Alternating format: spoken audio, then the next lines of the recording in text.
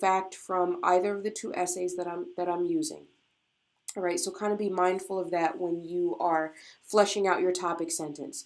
All right, so I went back to my outline and I kind of looked at, all right, I need to talk about this idea of false statements and information, and I need to address Maxfield. So I have just fleshed out that idea, there in that topic sentence. All right, and then next, I need to move into a subpoint or an assertion that I'm going to make in that paragraph. So it's kind of like, all right, what am I going to say in order to help, quote unquote, prove my topic sentence? Right, so this first idea of, Americans being led to believe that obesity is a consequence of eating an unhealthy diet. Again, that is an arguable point. Somebody can take the other side, but I'm using that in order to support my topic sentence. Right, from that assertion, I need a piece of evidence that has kind of led me to that particular assertion. So I'm looking back at the essay and I'm saying, well, what about the Maxfield piece has kind of led me to this idea? Right, so this particular quotation from page 444 is one that leads directly back to this subpoint or assertion. And notice here in this piece of textual evidence how I've integrated the quotation. All right, so in an earlier chapter in They Say, I Say, they talk about how you integrate quotations. In the best case scenario, you want the quotation to seem like it's seamlessly part of your sentence. All right, so my sentence kind of bleeds right into Maxfield's, and it almost sounds like the two of us are speaking as one, let's say. All right, so again, you want to aim to do that in your body paragraph. All right, and then I'll kind of highlight here at the end. All right, just note the formatting of the textual reference. So you close the quotation here, and then in parentheses, all you need is the page number. I've already mentioned here that Maxfield is the author, so down here I don't need to replicate that. I just need to put the page number on which that quotation is found.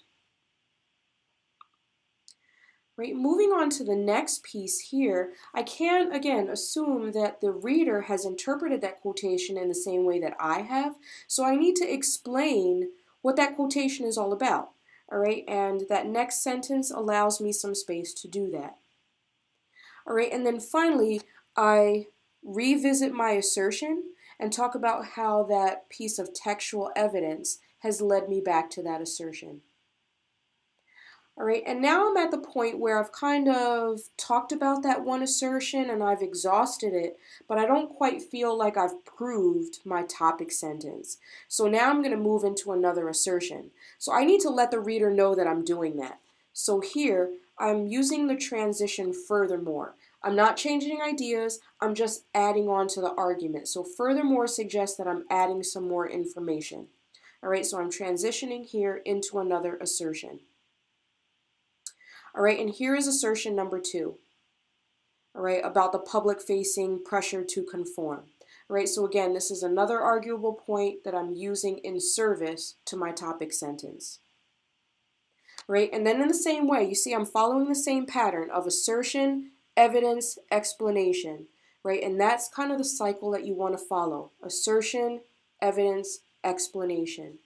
All right, so here I've got another piece of textual evidence, and I picked this one almost on purpose just for the sake of example, because sometimes, in our pieces, the authors will cite other authors, and students will ask me, well, what if an author has, quoted another person? How do I include that in my essay? All right, so here, the quotation is really by this person, Michelle Allison, right, but it's Maxfield's essay that I'm reading. All right, so kind of notice the language that I'm using. Maxfield cites nutritionist Michelle Allison, and I'm being very explicit about who has done the citing and who the information is coming from. So feel free to use that as a template for yourself. All right, and then just a very small thing, but notice here how I've done the formatting. Right, I haven't used just the double quotation marks. You'll see that there are 3 pieces there. That means that I'm using a quotation from Maxfield, but I'm also using a quotation from somebody else. So you'll use those three little marks instead. So I guess on your computer it's the quotation marks and the apostrophe. And you'll notice that I did it here also when I closed that quotation. Right, but then here, similar to what we did above, all you need is the page number from the Maxfield essay, because it's the Maxfield essay that you're reading, and it's the Maxfield essay that will eventually go into your Works Cited page, which we'll talk about during a later class, so don't worry about that right now. All right, and then moving on, again, I need to explain that evidence. All right, so I'm saying here, Allison suggests that, all right, and again, using really explicit language to state what that nutritionist is trying to do in her quotation. All right, and then I need to move on. I'm now at the point where it's sort of like, okay, I've said what I needed to say about that topic sentence, and I'm ready to conclude the paragraph. All right, so I'm using this transition therefore. Right, so the word therefore suggests that you are coming to a conclusion and you want to make a final point. And then this is what I end up saying at the very end of the paragraph.